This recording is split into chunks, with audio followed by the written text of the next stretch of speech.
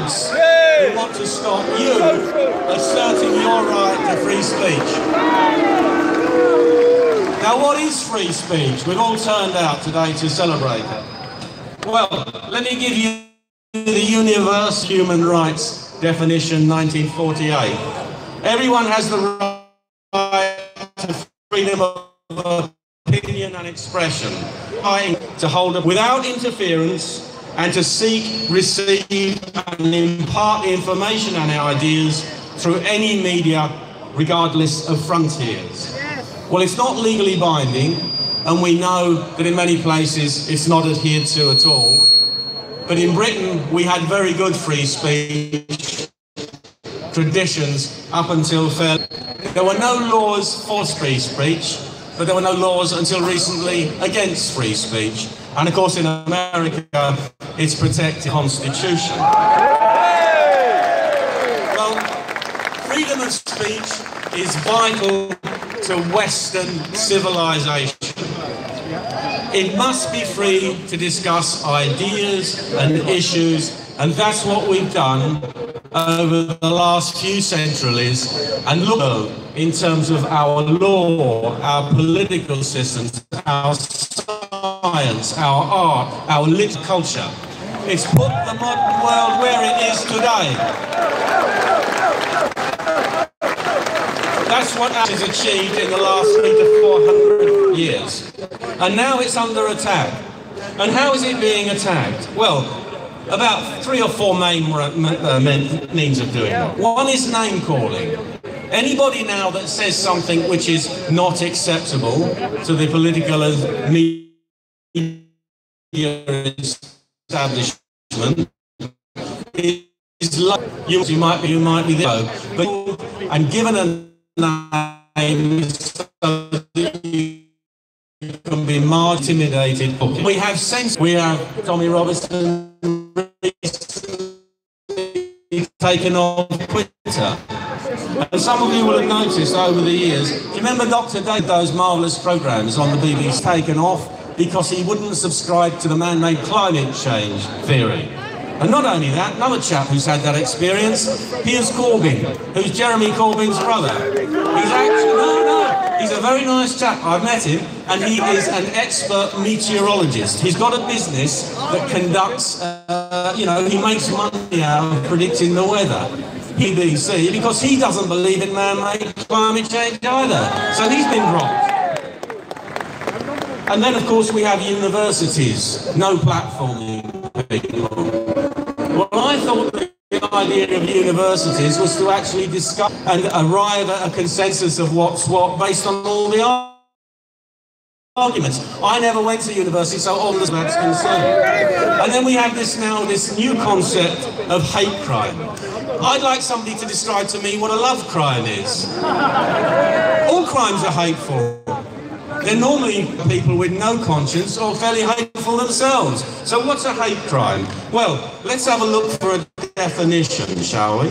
Now, if I quote you the Public Order Act of 1986, just to give you a brief overview, nothing in the Act which actually prohibits or restricts discussion, criticism, ridicule, insult or abuse of particular beliefs or practices of their adherents.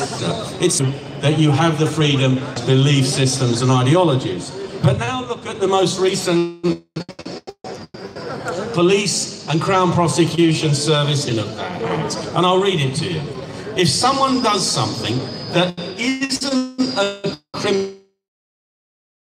criminal offence, but the victim, by prejudice or hate, class this as a hate incident.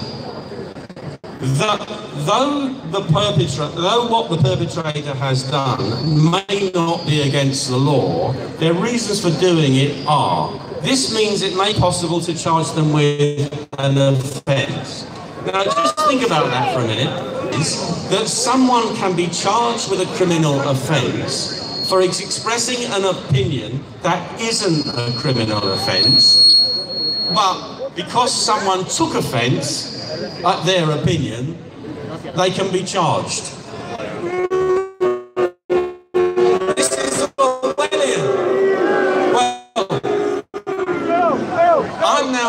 to commit a hate crime, ladies and gentlemen.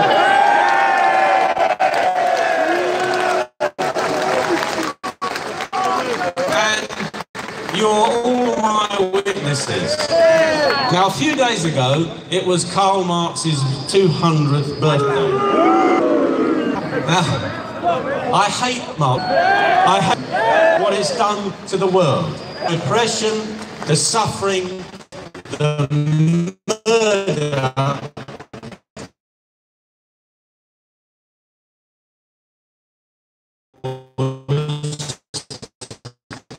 Around the world, and which in many countries it is still causing. Now, us out there who are going to take effect, as just said. John McDonald, the shadow is a monk. If he was offended, I could be guilty of an offending charge, and I shall look forward to my day in court. Now,